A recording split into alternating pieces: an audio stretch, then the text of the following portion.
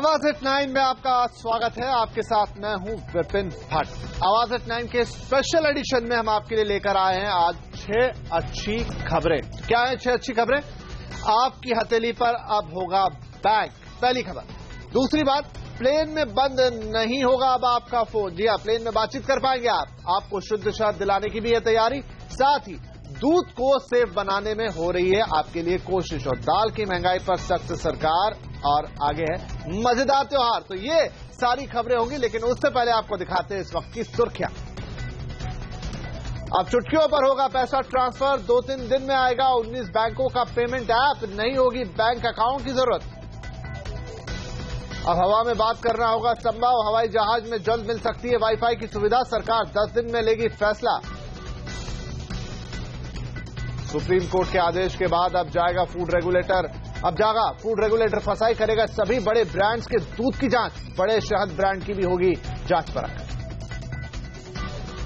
हमारा अभी काफी सिरदर्द बना हुआ है कि होलसेल और रिटेल में जो है एक विशेष करके पैकेज्ड उसमें दाल की महंगाई ने सरकार का बढ़ाया सिरदर्द। सीएनबीसी आवाज से एक्सक्लूसिव बातचीत में कंज्यूमर अफेयर्स सेक्रेटरी ने पैकेज दालों पर कार्रवाई के दिए संकेत।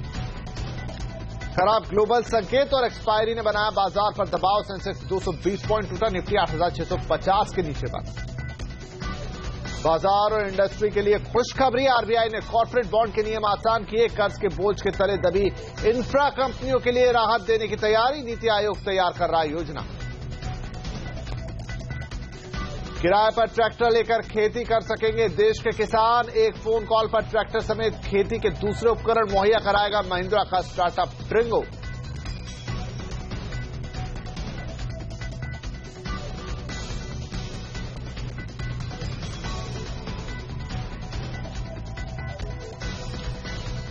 आज बुलेटिन की शुरुआत करते हैं आपकी जिंदगी को आसान बनाने वाली बड़ी खबरों के साथ। पहली खबर है कि आपकी मुट्ठी में बैंक का सपना अब हकीकत बनने ही वाला है।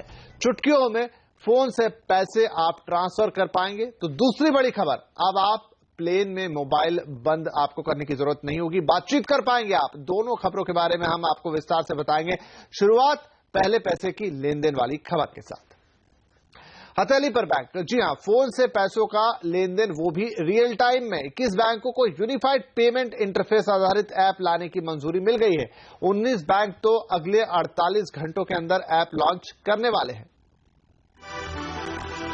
रिजर्व बैंक के गवर्नर ने इसी साल 11 अप्रैल को यूपीआई का सॉफ्ट लॉन्च किया था। उसके बाद बैंकों के कर्मचारियों के साथ यूपीआई के ऐप का पायलट रन किया गया और अब 2-3 दिन में 19 बैंकों के ऐप गूगल के प्ले स्टोर पर मिलने शुरू हो जाएंगे। इनमें से कुछ महत्वपूर्ण बैंक हैं axis, ICICI, PNB, union bank of India और बैंक ऑफ महाराष्ट्र। आप ऐप के जरिए पैसा ट्रांसफर कर सकते हैं और मंगवा भी सकते हैं। अगर आपको किसी से पैसे मंगवाने हैं तो अपनी रिक्वेस्ट का अप्रूवल यूपीआई से ले सकते हैं और ये सब होगा तत्काल भुगतान सेवा के माध्यम से।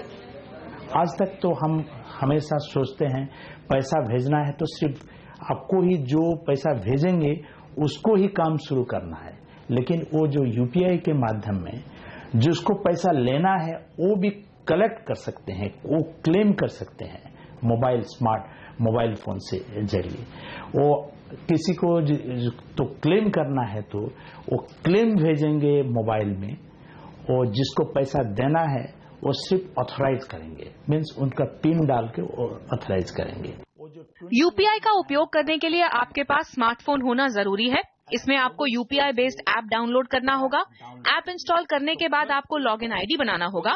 फिर आपको एक वर्चुअल पता मिलेगा। इसके बाद जिनको आप पैसा भेजना चाहते हैं उन्हें ऐड करना होगा। सुरक्षा के लिए आपको एक मोबाइल पिन भी बनाना होगा।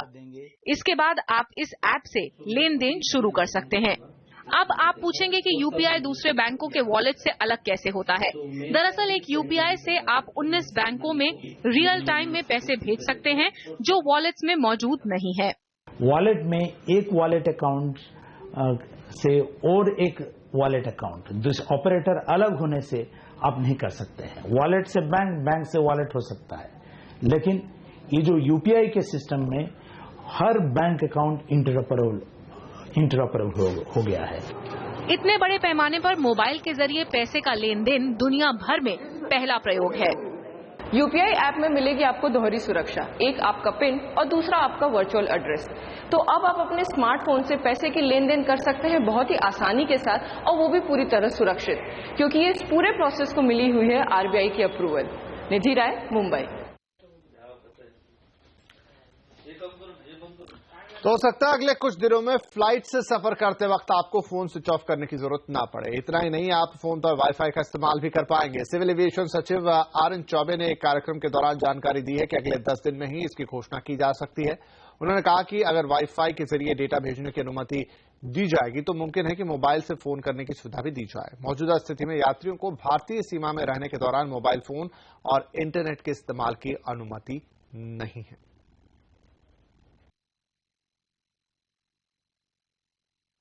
When can we have Wi-Fi inside the aircraft? For those 2 hours that you're disconnected from the world, I think we need it as an industry. I think I should be in a position to give you good news in about 10 days. And I think there is now a reasonable degree of this thing. Then in about 10 days' time, it should be possible for us to announce that to happen. Time will come when airlines will provide this as a service, and it will be a differentiator between one airline to another. So this gradually will move in that direction. वहीं त्योहारों का समय है और बाजार मिलावटी दूध की से भरा पड़ा है। ऐसे में दूध और शहद में मिलावट की जांच के लिए एजेंसियां सतर्क हो गई हैं। फसाई की सभी ब्रांडेड दूध की जांच करेगा तो शहद की शुद्धता भी देश में पहली बार उसका सर्वे किया जा रहा है। पहले चलते हैं रोहन के पास, जो बताएंगे कि जो दूध आप पीते हैं या इस्तेमाल करते हैं वो शुद्ध है या नहीं, इसकी अब जांच होगी। ये जो जांच होगी ये तमाम जो बड़े ब्रांड्स हैं उनकी तो होगी ही, जो बड़ी डेयरियां हैं या जो मिल्क प्रोडक्ट्स बनाती हैं कंपनियां, उनकी भी जांच होगी। जो एफएसएसएआई ने चिट्ठी लिखी है तमाम फूड कमिश्नर्स को, वो सुप्रीम कोर्ट के आदेश के बाद आई है, जिसमें गंभीर चिंता जताई थी सुप्रीम कोर्ट ने और कहा था कि इस तरह की चीजों पर तो उम्र कैद तक हो जानी चाहिए। एफएसएसएआई की चिट्ठी में लिखा गया है कि आप उन जगहों को पहचाने जहां से इस तरह की जो सिंथेटिक मिल्क है वो आता है, क्योंकि अगर हमें हाई रिस्क एरिया पता चल जाए तो हम ये पता कर पाएंगे कि उनके पीछे कौन से लोग हैं, कौन से गिरोह हैं जो लोगों के स्वास्थ्य के साथ खिलवाड़ कर रहे हैं। जरूरत पड़े तो मोबाइल टेस्टिंग वैन चलाएं, जगह जगह ले जाके जितनी ज्यादा से ज्यादा जगहों पर जा सकते हैं उतनी जगह जाए। अब तक जो चिंता की बात थी वो ये थी कि एफएसएसएआई के पास अपने बहुत सारे लोग नहीं है जो जाके टेस्ट कर सकें, इसलिए स्टेट्स के ऊपर उन्हें जिम्मेदार रहना पड़ता है। तो इसलिए स्टेट्स को साथ में लिया गया है और कहा गया है कि आप अगर जरूरत पड़े तो एफआईआर भी कर सकते हैं, आप अगर जरूरत पड़े तो उनके खिलाफ कड़ी कार्रवाई कर सकते हैं, लेकिन हमें एक्शन टेकन रिपोर्ट चाहिए, क्योंकि त्योहारों का समय है, जन्माष्टमी और दूध का काफी इस्तेमाल होता है, दूध दही का, दूध प्रोडक्ट्स का। तो ऐसी जगहों पे अगर जो मास लेवल पे जो लोग खरीदते हैं तो काफी चिंता की बात हो जाती है और इन्हीं चिंताओं को एफएसएसएआई की चिट्ठी में दर्ज किया गया है। चलिए, तो आपके दूध को शुद्ध और सेहतमंद बनाने की कोशिश हो रही, तो दूसरी तरफ आपकी रसोई में मौजूद शहद कितना सेफ है? फूड रेगुलेटर फसाई शहद की क्वालिटी के लिए बनाए गए अपने मानकों को और कड़ा करने की तैयारी में है। सीएनबीसी आवाज को मिली एक्सक्लूसिव जानकारी के मुताबिक शहद में मिलावट की शिकायतों के बाद यह फैसला लिया गया है। पहले शहद के मशहूर ब्रांडों की 21 पैरामीटर्स पर जांच की जाएगी और उसके बाद फसाई नए मानक तय करेगी। हमारे जो स्टैंडर्ड्स हैं उसमें एक पैरामीटर जो C4 बोला जाता है वो नहीं है। C4 की क्या लिमिट होनी चाहिए इंडियन हनी के लिए, उसके लिए हम एक छोटा सर्वाइलेंस सैंपल कर रहे हैं, सैंपलिंग कर रहे हैं और सर्वे होगा जिससे टेस्टिंग करने के बाद में C4 की लिमिट निर्धारित की जाएगी, जिसको हम स्टैंडर्ड में ऐड कर देंगे। उसके बाद में ये पता लग पाएगा कि वो नेचुरल हनी है या उसमें कोई सिंथेटिक इंग्रेडिएंट ऐड किया गया है। चलिए, दूध की बात हो गई, शहद की बात हो गई, अब जब रसोई की बात हो रही तो दाल की बात कैसे ना हो। रिटेल में दाल की ऊंची कीमतें केंद्र सरकार के लिए भी अब सिरदर्द बन गई है। मेरे साथ जो आज हमने एक्सक्लूसिव बातचीत की है कंज्यूमर अफेयर्स सेक्रेटरी से, और उन्होंने साफ कहा कि ऊंची रिटेल कीमतों के लिए पैकेज ब्रांडेड दालें जिम्मेदार है। आपने खुद कहा सर, आपको सचिव दाल बोला जा रहा है, सेक्रेटरी पल्सेस अब आपका नाम हो गया है। कदम भी उठाए आपके मंत्रालय ने। होलसेल में तो आपने कीमत पर काबू पा ली, लेकिन रिटेल में ये कीमतें आसमान छू रही हैं।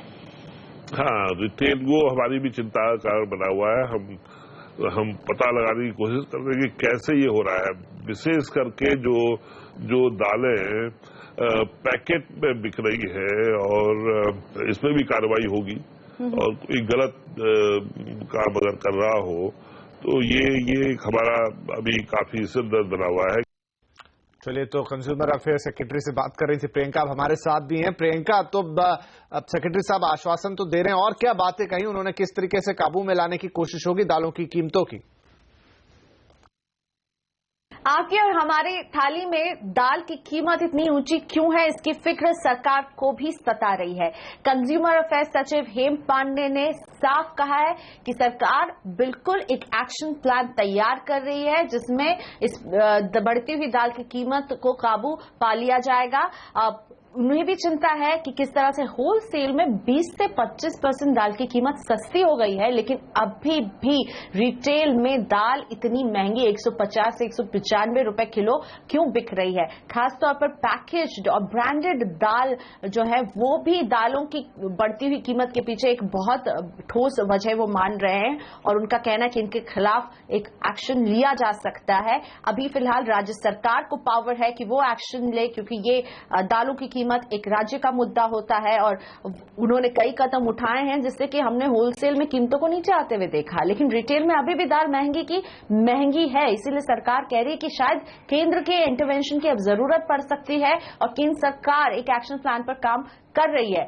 मेरे सूत्रों से जो मुझे पता चल रहा है उसके मुताबिक हो सकता है कि दाल की कीमतों पर एक कैप लगाने जैसा कदम भी उठाया जा सकता है। हालांकि इस पर अभी कोई क्लैरिटी नहीं है, लेकिन सरकार का तेवर बहुत ही कड़ा है, और इसके साथ साथ कड़े कदम भी हम आने वाले समय में देख सकते हैं रिटेल में दाल को सस्ती करने के लिए। जी प्रियंका, बहुत शुक्रिया, और उम्मीद करते हैं कि जिस तरह के संकेत सरकार दे रही है आने वाले वक्त में सभी लोगों को वाजिब दाम में दाल खाने के लिए मिलेगी। लेकिन खाने पीने की बात तो हमने कर ली, लेकिन जरा अब त्योहारी सीजन है, आप बहुत सारे अप्लायंसेज वगैरह खरीदने की बात कर रहे हैं, तो उसमें भी आपको एक अच्छी खबर बता दें। अगर आप फ्रिज, टीवी या कोई और इलेक्ट्रॉनिक सामान खरीदने का मन बना रहे हैं तो सितंबर तक रुक जाएंगे तो बेहतर होगा। हम आपको देते हैं कुछ कंपनियों के ऑफर्स की एक्सक्लूसिव जानकारी के साथ फेस्टिव सीजन के प्रीव्यू भी।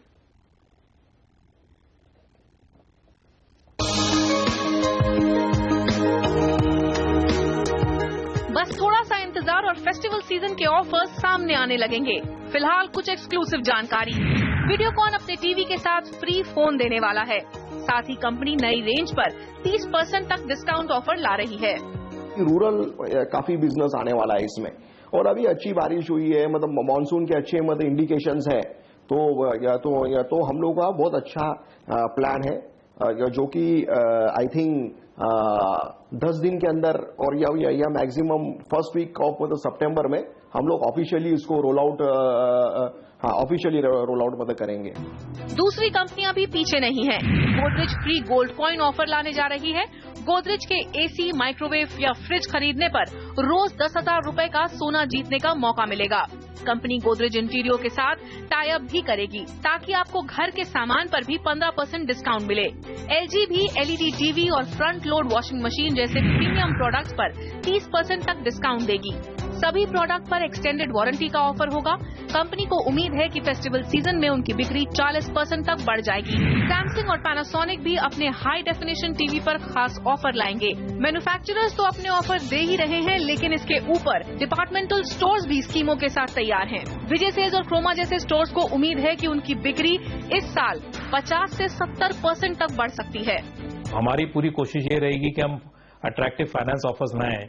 नॉर्मली हम 8-9 महीने या 10 महीने की स्कीम रहती है, उसकी जगह हम 15 से 20 महीने की स्कीम लेके आए हैं। सबके पास घर में टीवी वगैरह हैं जो पुराने हो गए, पुरानी टेक्नोलॉजी हो गई है, और जो चाहते हैं कि हम बदलाव करें, तो एक्सचेंज ऑफर्स भी काफी अच्छे लाएंगे।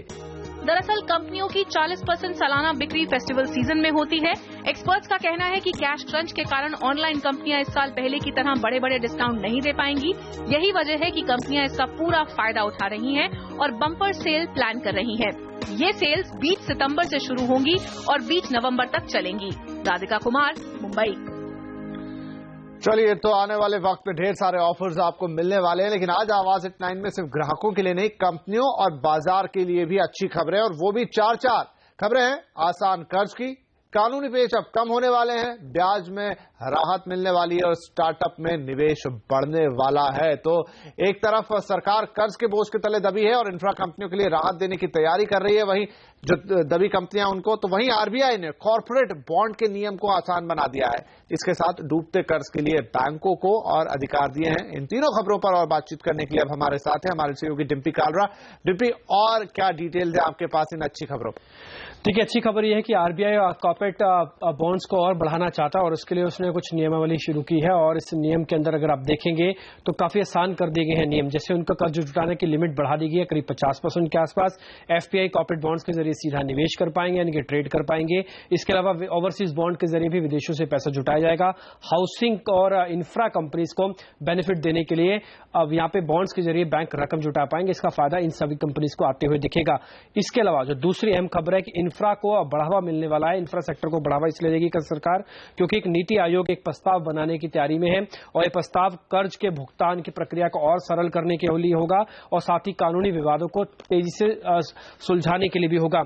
अब प्रस्ताव में यह भी हो सकता है कि आगे चल के अगर आप आर्बिट्रेजिंग से कोई केस जीत जाते हो तो सरकार उस केस के अंदर केस फाइल नहीं करेगी वापस, और साथ ही एक नई सचिवों की समिति सीवीसी और सीएजी अगर वो सुझाव देते हैं तभी वो केस करेगी, अदरवाइज केस नहीं करेगी और आर्बिट्रेशन में केस जीतने पर सरकार पूरा पैसा वापस करेगी। तो इंफ्रा कंपनीज के लिए एक अच्छी खबर है।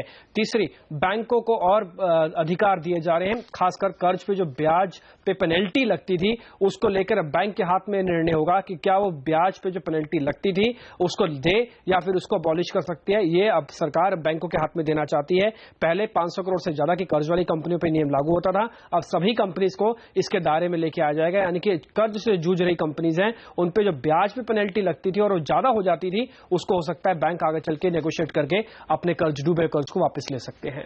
बहुत शुक्रिया इस पूरी जानकारी के लिए। लेकिन सिर्फ इतना ही नहीं है, कुछ और अच्छी खबरें भी हमारे पास है और वो ये है कि कम खेती वाले किसानों की ज्यादा तादाद वाले देश के लिए बड़ी खबर, अब देश के किसान ट्रैक्टर और खेती से जुड़े उपकरण भी किराए पर ले पाएंगे।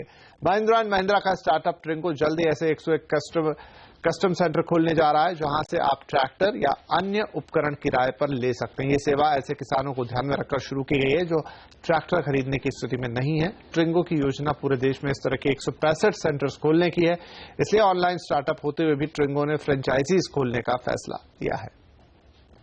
The farmers have a very, very specific need.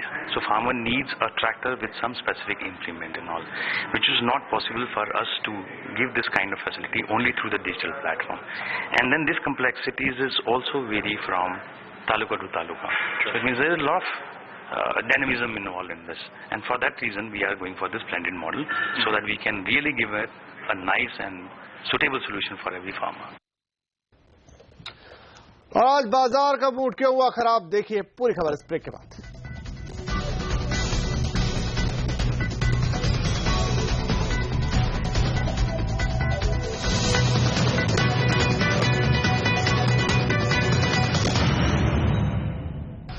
August series के एक्सपायरी के दिन शेयर बाजार में आज उतार चढ़ाव के बीच भारी गिरावट रही। बाजार की शुरुआत आज हल्की बढ़त के साथ तो हुई थी, लेकिन बाद में दोपहर के वक्त बाजार में बिकवाली शुरू हो गई। आखिरी घंटे में तो निफ्टी 8,600 के भी नीचे गया।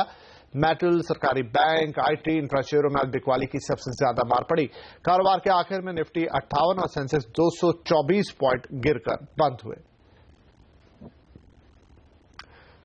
प्राइवेट पब्लिक पार्टनरशिप यानी पीपीपी मॉडल के तहत महाराष्ट्र के गांव का विकास किया जाएगा। महाराष्ट्र के 10,000 गांव के कायाकल्प के लिए फडणवीस सरकार ने अनोखी पहल की है। सरकार ने कॉर्पोरेट सोशल रिस्पॉन्सिबिलिटी यानी सीएसआर के तहत गांव के विकास की योजना बनाई है और इस प्रोग्राम में देश के बड़े औद्योगिक घरानों, समाजसेवी और फिल्मी सितारों को जोड़ा जाएगा। फिलहाल सरकार के साथ इस प्रोग्राम में Tata Sons, Reliance Industries, Mahindra and Mahindra, actor Amitabh Bachchan और आमिर खान जुड़े हैं। इस योजना के तहत कॉर्पोरेट्स को शुरुआत में सीएसआर के तहत 10 करोड़ रुपए जमा कराने होंगे। इस योजना को सीधे तौर पर मुख्यमंत्री देखेंगे। चीफ मिनिस्टर ही इसका प्रमुख है तो कोई किसी मंत्रालय में उसको देखने का सवाल नहीं है। सारे मंत्रालय को एक साथ लेकर ये गवर्निंग काउंसिल काम करेगी। इसमें दूसरा सबसे महत्व का मुद्दा यह है कि कोई कार्यक्रम हम थोपेंगे नहीं। गांव चुनते समय महत्व का क्या होना चाहिए, उस गांव के पार्टिसिपेट करने की इच्छा। उस ग्राम सभा ने यह तय करना चाहिए कि हमको इस प्रोग्राम के तहत आना है और हमारा काम उनको मदद करना है, उनके लिए काम करना नहीं है। He assured us that he is going to be driving this on a quarterly basis. तो मैं आपको बधाई देता हूँ मुख्यमंत्री जी, और हमारा पूरा आश्वासन देता हूँ कि हम पूरा समर्थन करेंगे, न सिर्फ पैसों के साथ लेकिन जो हमारी काबिलियत है उसके भी साथ। इधर सदी के महानायक भी इस पहल से जुड़कर काफी खुश हैं। I do feel that awareness and communication is also an important element, and that is where I have volunteered to give my services with my face and with my voice and make the people aware of what the Chief Minister has initiated. And if it can be converted into a decision, I will be most happy. आज मुंबई में दही हांडी के खेल में मटकी के साथ साथ सुप्रीम कोर्ट का आदेश भी टूट गया। सुप्रीम कोर्ट ने दही हांडी में नाबालिग बच्चों यानी गोविंदाओं पर बैन लगा दिया था, लेकिन आज मुंबई में कई जगहों पर इस आदेश की अनदेखी हुई। पुलिस के तमाम दावों की धज्जियां उड़ाते हुए जगह जगह नाबालिग गोविंदा मटकी फोड़ते नजर आए, तो दही हांडी की ऊंचाई भी 20 फीट से कहीं ज्यादा रही। हम आपको दिखा रहे तस्वीरें, आप देख सकते हैं जो गोविंदा मटकी फोड़ने में लगे हैं उन्हें कहीं से भी बालिग नहीं कहा जा सकता।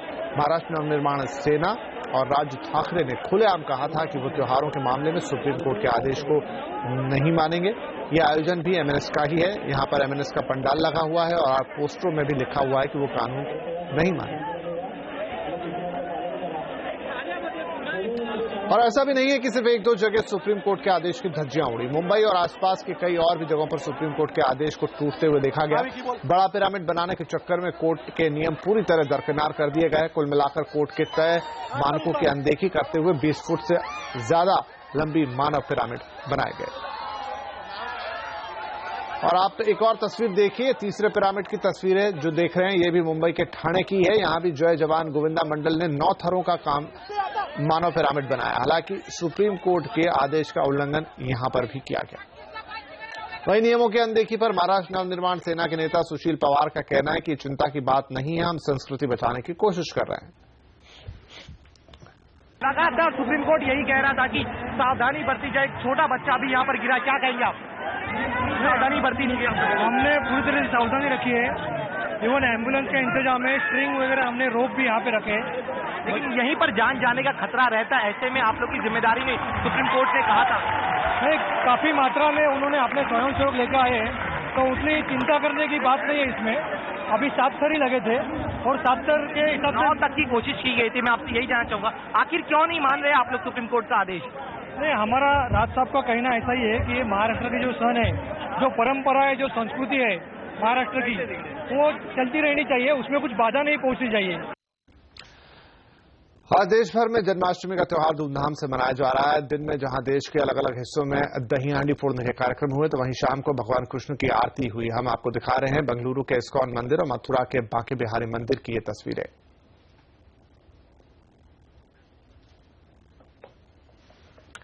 और आवाज इतना ही में आज के लिए इतना ही। कल आपसे फिर मुलाकात होगी, तब तक के लिए नमस्कार।